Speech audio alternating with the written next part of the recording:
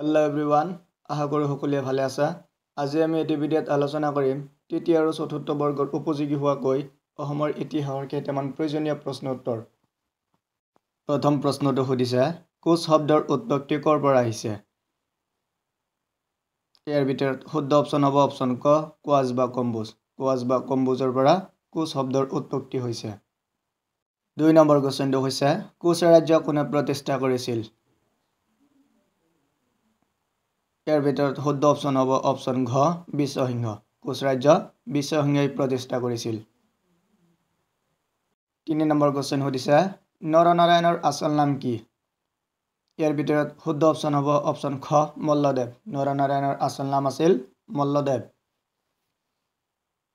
4 number question, শুক্লধ্বজক কি নামেৰে জনা যায়? ইয়াৰ ভিতৰত শুদ্ধ অপচন হ'ব অপচন ঘ, চিলাৰায়। শুক্লধ্বজক চিলাৰায় নামেৰে জনা যায়। 5 নম্বৰ কোৱেশ্চন, নৰনাৰায়ণ সিংহাসনত উঠাৰ সময়ত আহোম স্বৰ্গদেউ কোন আছিল? ইয়াৰ ভিতৰত শুদ্ধ অপচন হ'ব অপচন ঘ, চুক্লেংমুং। নৰনাৰায়ণ সিংহাসন উঠাৰ সময়ত আহোম স্বৰ্গদেউ চুক্লেংমুং আছিল। 6 নম্বৰ কোৱেশ্চন, কোচ ৰজা ৰঘুদেৱৰ জীয়েকৰ নাম কি আছিল? অপচন ক শংকলা, খ ভানুমতী, ঘ বিমলা, ঘ বিপাশা। ইয়াৰ ভিতৰত শুদ্ধ অপচন হ'ব অপচন ক শংকলা। কোচ ৰজা ৰঘুদেৱৰ জীয়েকৰ নাম আছিল শংকলা। 7 নম্বৰ কোৱেশ্চন, চিলাৰায় কাৰ হাতত বন্দী হৈছিল? অপচন ক হুছেইন শ্বাহ, খ কছাৰী ৰজা, ঘ চুলেমান কৰৰাণী, ঘ আহোমৰ। ইয়াৰ ভিতৰত শুদ্ধ অপচন অপচন গ চুলেমান কৰৰাণী। চিলাৰায় চুলেমান কৰৰাণীৰ হাতত বন্দী হৈছিল। 8 নম্বৰ কোৱেশ্চন, কোচ ৰাজ্য কেতিয়া বিভক্ত হৈছিল? ইয়াত যিকেইটা অপচন আছে ইয়াৰ ভিতৰত শুদ্ধ অপচন অপচন গ 1581 খ্ৰীষ্টাব্দত। কোচ ৰাজ্য বিভক্ত হৈছিল 1581 খ্ৰীষ্টাব্দত। 9 নম্বৰ কোৱেশ্চন, কছাৰী ৰাজ্য ক'ত আছিল? ক ৰত্নপীঠত, খ দিখৌৰ পৰা কলঙলৈ, ঘ কমতাপুৰত। ইয়াৰ ভিতৰত শুদ্ধ অপচন হ'ব অপচন খ, দিখৌৰ পৰা কলঙলৈ আছিল। কছাৰী ৰাজ্য দিখৌৰ পৰা কলঙলৈ আছিল। 10 নম্বৰ কোৱেশ্চন, কছাৰী ৰাজ্যৰ ৰাজধানী ক'ত আছিল? অপচন ক কামৰূপ, খ শদিয়া, ঘ হিড়িম্বাপুৰ। ইয়াৰ ভিতৰত শুদ্ধ অপচন অপচন ঘ হিড়িম্বাপুৰ। কছাৰী ৰাজ্যৰ ৰাজধানী আছিল হিড়িম্বাপুৰ।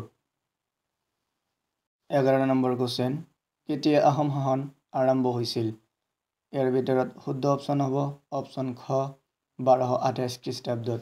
আহোম শাসন 1228 খ্ৰীষ্টাব্দত আৰম্ভ হৈছিল। 12 নম্বৰ কোৱেশ্চন, প্ৰথম আহোম স্বৰ্গদেউ কোন আছিল? ইয়াৰ ভিতৰত শুদ্ধ অপচন অপচন ক চুকাফা। প্ৰথম আহোম স্বৰ্গদেউ আছিল চুকাফা। আহোমসকলে অসমত কিমান বছৰ ৰাজত্ব কৰিছিল?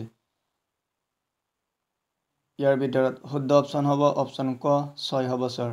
আহোমসকলে প্ৰায় 600 বছৰ কাল ৰাজত্ব কৰিছিল। 13 নম্বৰ কোৱেশ্চন, আহোমৰ শেষ স্বৰ্গদেউৰ নাম কি? অপচন ক জয়দেউ সিংহ, খ চন্দ্ৰকান্ত সিংহ, ঘ পুৰন্দৰ সিংহ, ঘ ৰুদ্ৰ সিংহ। ইয়াৰ ভিতৰত শুদ্ধ অপচন অপচন গ পুৰন্দৰ সিংহ। আহোমৰ শেষ স্বৰ্গদেউ আছিল পুৰন্দৰ সিংহ।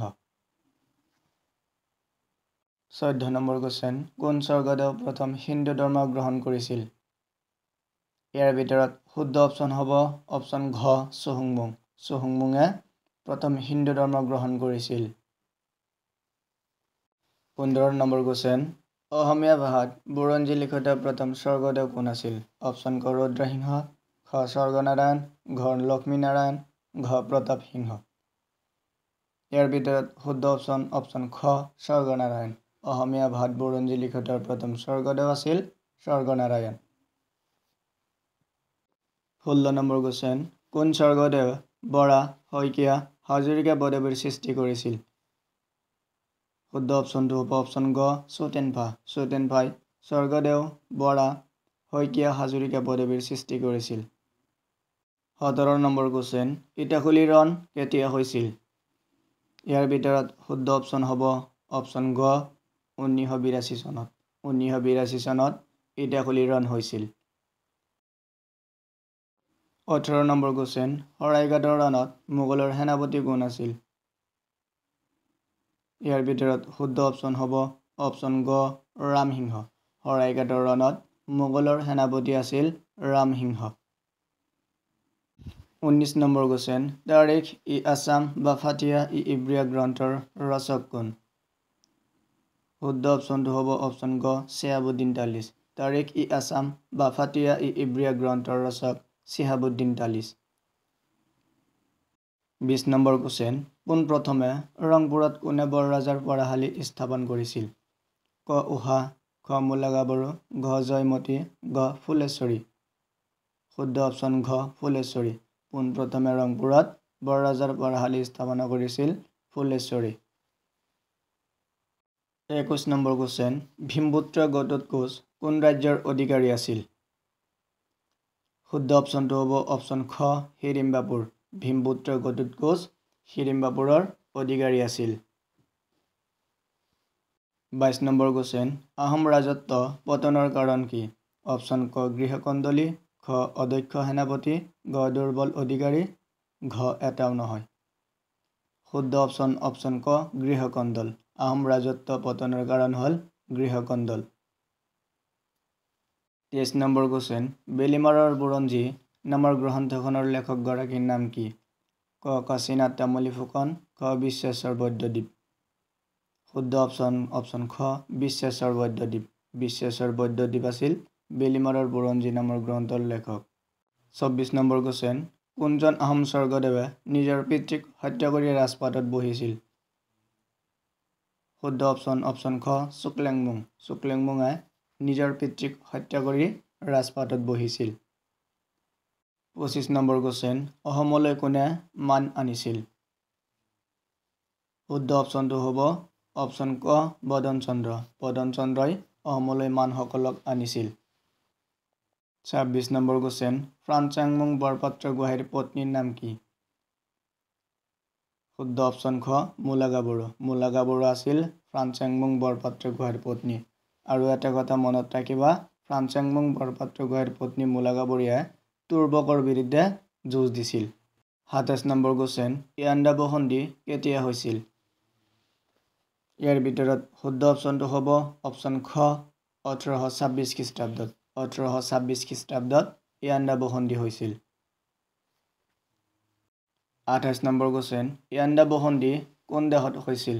অপশ্যন ক ব্ৰহ্মদেশত, খ চীন দেশত, ঘ ভাৰতত, ঘ পাকিস্তানত। শুদ্ধ অপশ্যনটো হ'ব অপশ্যন ক ব্ৰহ্মদেশত। ইয়াণ্ডাবু সন্ধি হৈছিল ব্ৰহ্মদেশত আৰু 1826 খ্ৰীষ্টাব্দত হৈছিল। 29 নম্বৰ কোৱেশ্চন, বেগম ৰহমত বানু কোন অসমীয়া জীয়েকৰ নাম? অপশ্যন ক মূলাগাবৰু, খ ৰমণীগাবৰু, ঘ ভানুমতী, ঘ ইন্দ্ৰমতী।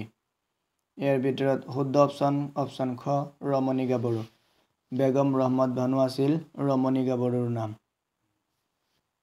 30 নম্বৰ কুৱেশ্যনটো হৈছে ভান ৰজাৰ জীয়েকৰ নাম কি? শুদ্ধ অপশ্যনটো হ'ব ক উষা। ভান ৰজাৰ জীয়েকৰ নাম আছিল উষা।